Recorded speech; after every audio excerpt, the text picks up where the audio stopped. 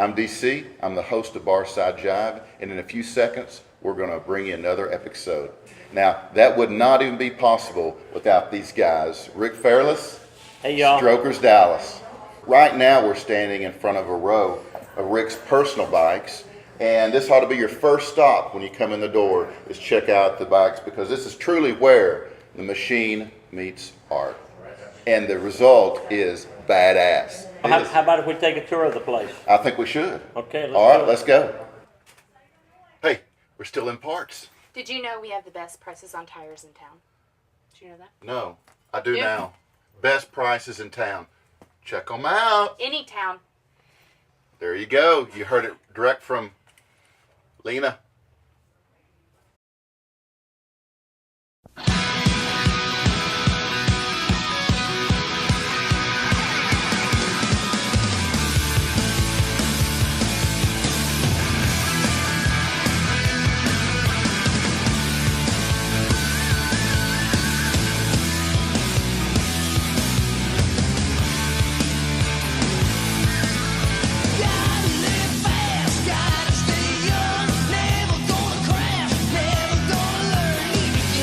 Hey, this is DC, and you're on Barside Jive. Today, I have the pleasure of having a good friend of mine, Buddy Whittington, here. Stop by for a visit. How y'all doing? Welcome, Buddy. And we're at Tobert's on Main Street in downtown Grapevine, enjoying some of Tobert's well-known Texas Red, Red chili. With onions and cheese and peppers. Exactly.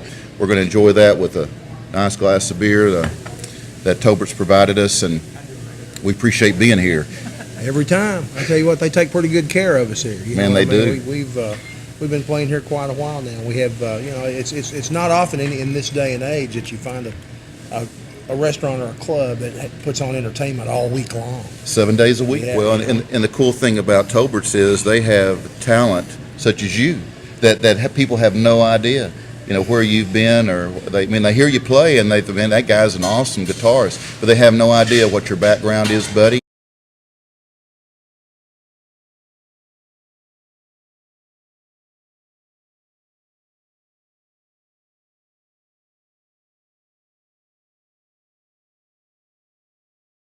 How does a guy raised in Fort Worth, Texas, go all the way from Fort Worth, Texas to England and play with the likes of John Mayall and Eric Clapton and Mick Taylor?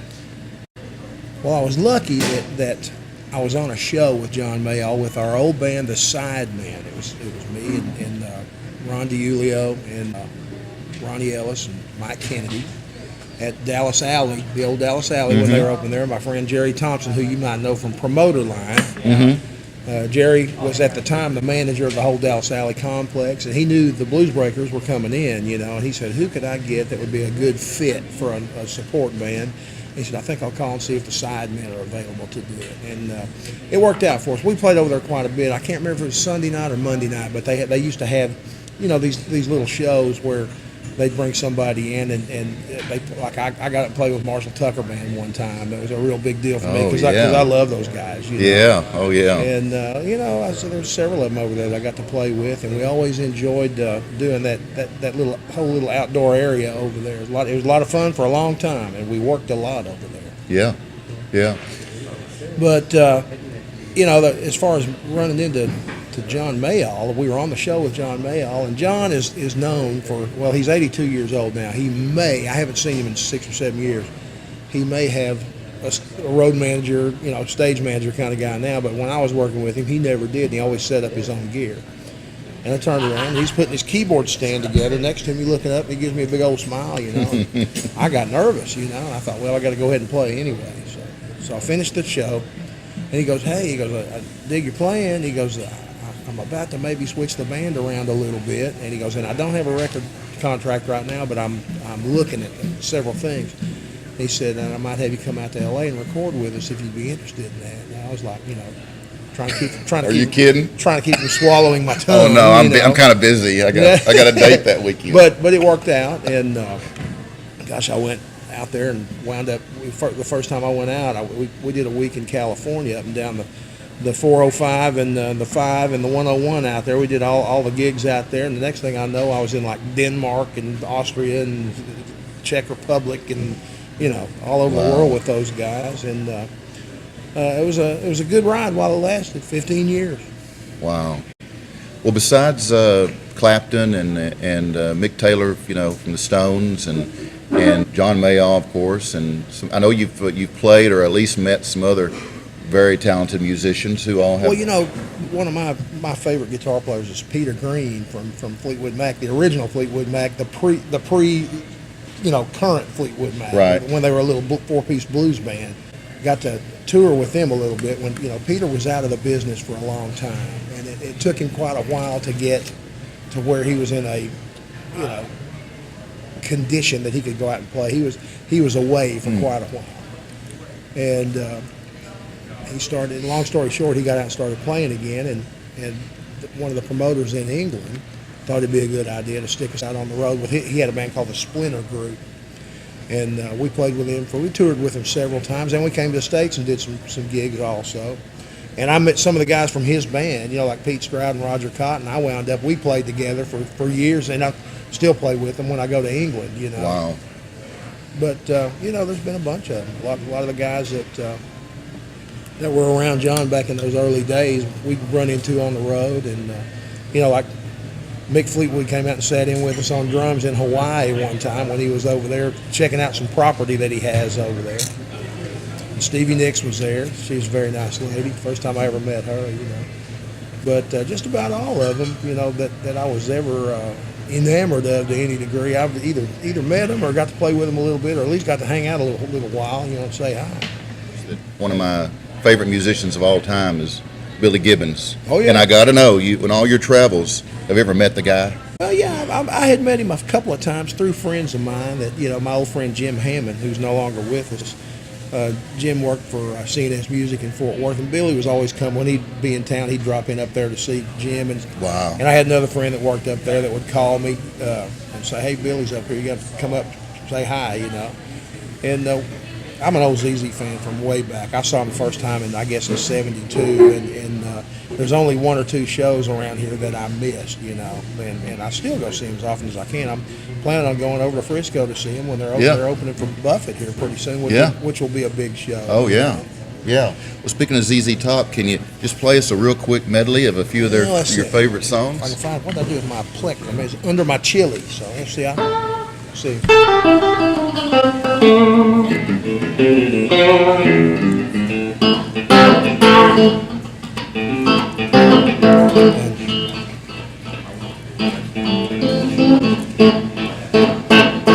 Grange. All those. All the old.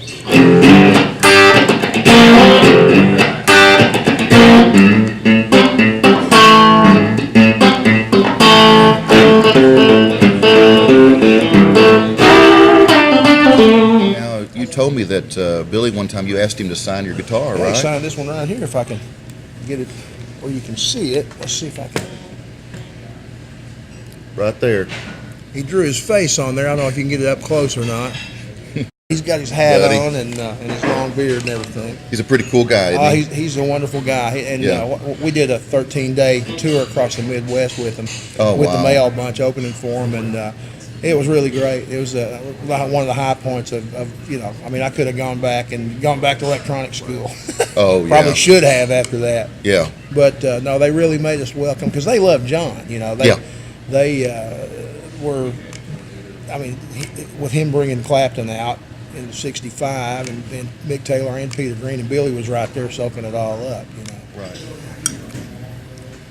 It's good chili, huh? Man, the best. Even after it's cooled off, it's good. Yeah. It's definitely reason to stop by Tobert's. Yes, sir. Hey, tell me one of the most memorable things that's ever happened to you during a performance. Oh, gosh. Oh, that's a tough one. It could be. The time Billy came to see us was a pretty memorable thing. I had called him. He offices out of Houston. He lives mostly out in L.A. these days. But I had left a bunch of messages when we'd go down. We'd go down to play at Rockefeller's or Fitzgerald's down there. We still go down there and play quite a bit. Oh yeah. It's a different band now. We do different gigs down there now. We have been going down there quite a bit here lately. But my friend Kelly Johnson was with us, and he was standing over in the wings. And I had called Billy's office and said, look, we're going to be playing with Mayall tonight at Fitzgerald's. If Billy's in town, have him come by. You know, I didn't expect to see him, you know. But you never know where he's going to show up. I mean, he's always popping up. Yeah. And my friend looks at me and goes, like that. And I looked over, and he did like that. And there he was standing over there. Wow. And talking about being nervous playing guitar around that guy, you know. But it was really great. He's always, he puts you at ease instantly, you know. Just really nice guy. Did he come up on stage? I wish he would. You know, they had, when we were touring together, they had John come up and play with him a little bit. But that hasn't happened yet for me. And he's been doing it lately. He's been playing outside of ZZ a little bit with his Billy and the BFGs thing, with his Perfectamundo.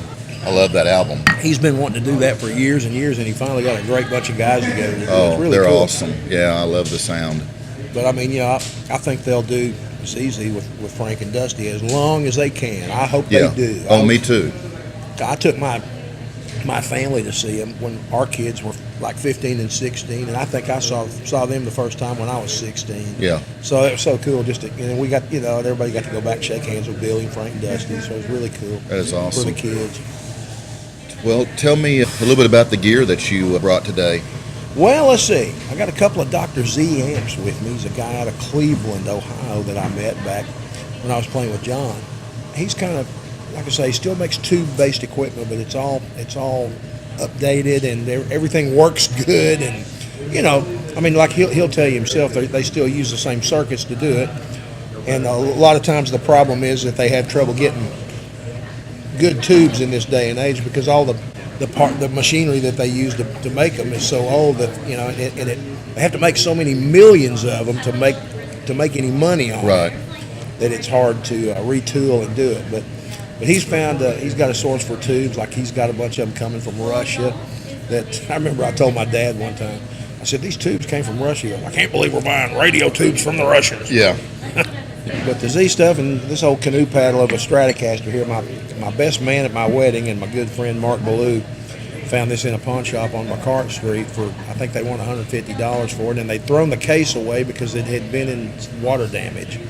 He goes, do you have the case? And they go, yeah, we had it, but we threw it away because it was all wet, you know. And he goes, what do you want for it? He goes, I believe it's $125, $150. He goes, and he calls me up, he goes, bring me $125 over here. I said, okay. So I wound up paying him about $500 for it by the time all was said and done. But he needed the money and I needed the new guitar, so you know, it all worked out. Tell me the story about the switch. So when Oh gosh, that came on. was in Houston at a place called the Alley that we used to play, and I was in my early 20s, and the little switch, the tip plastic part of this switch will I'm not going to take it off now because I'll probably never get it back on, but it will come off like if you hit the switch, you know, it's a 5-position thing. Right. And I had hit it, and the tip came off and went down on the dance floor. And I was going, oh boy. And I was standing there trying to sing and play and look to see where my switch tip was going. And there's a girl dancing right in front of me, and she kept kicking it. And I said, hey, do me a favor. I said, see that little white thing down there? And she goes, yeah. And I said, let me have it. So she reaches down and picks it up, looks at it, and evidently thinks it's some kind of pill or something. She's almost got it in her mouth. I'm going, no! In the middle of the song, you know what I mean? Yeah. But at the last minute, I retrieved it because, I mean, I would have had to follow her around for a week or so, and I wasn't into that. Yeah. So, anyway, I finally got it back on. That's awesome. So, been married a long time. You've raised a couple of kids, and you've been a successful working musician most of those years. So, well, mostly successful. Sometimes it's you kind of have to take it for what it is. I mean, there are certain times that, like in certain times of the year, like after New Year's, everything is so slow till March or April. Like right now, things are beginning to pick up a little bit. But after New Year's Eve, it's like, you know, there's hardly any work, you know. Right. And unless you know, I mean, there's a lot. You have to be kind of resourceful about it. And I like to play gigs where a lot of people see us, but a lot of times I'm doing things that people wouldn't necessarily see me on. And I'm doing that to keep the lights on. So, right. But that's okay. You know, right. It's part of the deal. So with all that said, what advice would you give a young aspiring musician? I say do your homework what I would say. Make sure you do well as you can in school, and make sure if you're gonna do it, I mean, you're gonna know that it'll grab a hold of you, you know, and say this is what you're here to do, and you still may be wrong. You know what I mean? You may think that. I mean, I'm at the point now to where it's probably too late for me to go back to doing anything else, and I hope I don't have to, but you never know, you know. So I've enjoyed it all my life, really. Would you do me a favor and play a little bit of your original stuff? Well, okay, let's see. Let's do an important one here. This is called Pay the Band.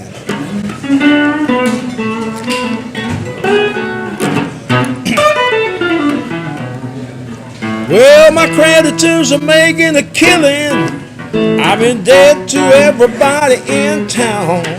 They're gonna come around and pull my gold fillings before the undertaker takes me down. This high finance is getting way out of hand. When you're done dancing, you're gonna have to pay the band. So good. Thank you. Well, we've got time. You want to play some more? Oh, I'll play a little bit. This is this is I something have to twist his arm. I've been messing around a little bit with the old boys of my own generation. Oh, is this? This is a little tune I put together called "I Had to Go See Alice," and you got to say "See Alice" real quick. I know none of these guys in here know anything about that stuff, but we'll go ahead and play it anyway. Okay, I'll play a piece of it. Yeah.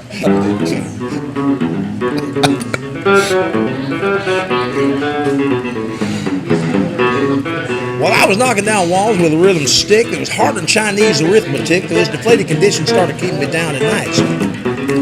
Now, like old Papa Goose, I was a propaganda till it just couldn't rise to my usual standards. I was still in the running, but I just wasn't hitting the heights. The doc said it's something that I ought to address, but it really wasn't nothing that should cause distress. You're probably working too hard. It happens to us all once or twice. You're getting gray at the temples carrying excess baggage. Better cut out the corned beef and kick up the cabbage. If you know what's good for you, better take old Doc's advice.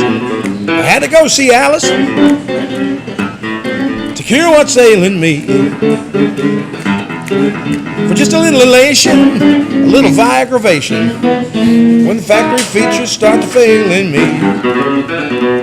What else can you play for us? Oh, let's see. What else could we do? Yeah, I know I bought 2 of your CDs here one night, and you've got at least 3.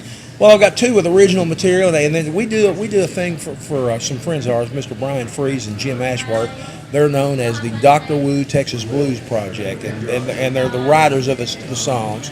And then generally Jim will get our band to come in. We have other volumes of it where like all the great players around Fort Worth are on it. Right. But I mean, the last several we've been lucky enough to use our band on it, and we got a tune that's done pretty well called "Slow Rolling Train" by them.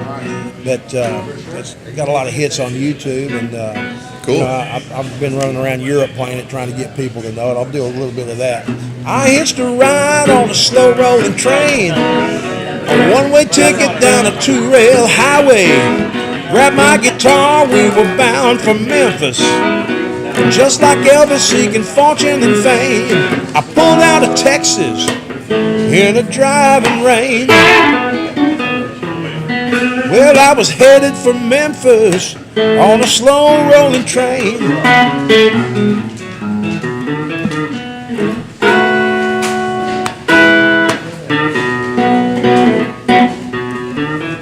The ghost of Elvis spoke to me in a dream.